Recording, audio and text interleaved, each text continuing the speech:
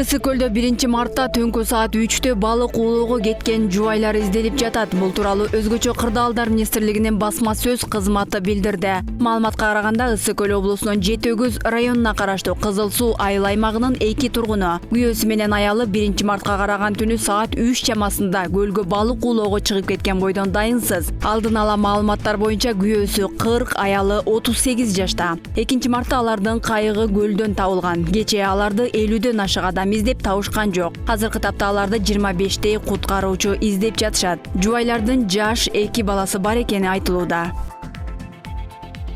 Ош облусунун Араван районунда банкоматты талкалап, ичиндеги 900 000 сом акчасын уурдап кеткен адамдар изделүүдө. Маалыматты облустук ички иштер башкармалыгы тастыктады. Белгилүү болгондой, окуя 9 февралдан 10 февралга караган түнү болгон. Тонолгон банкомат Араван районундагы Ленин көчөсүндө жайгашкан. Кыргызстан банкына тиешелүү болгон. Бул факт каракчылык беренеси боюнча сотко чейинки өндүрүшкө алынып, иликтөө иштери жүрүп жатат. Ошто банкоматты тоногон дагы башка учур катталды. Навай жана Ленин көчөлөрүнүн кесилишинде жайгашкан Ош улуттук филармониясынын имаратынын кире беришине орнотулган банкоматты талкалап, ичиндеги 1,5 миллион сомду уурдап кетишти. Окуя 3-мартка караган түнү болгон. Каракчылар филармониянын артынан киришкен. Бул банкоматтагы Кыргызстан коммерциялык банкына тиешелүү. Шектүүлөр кармала электигин Ош милициясы билдирди.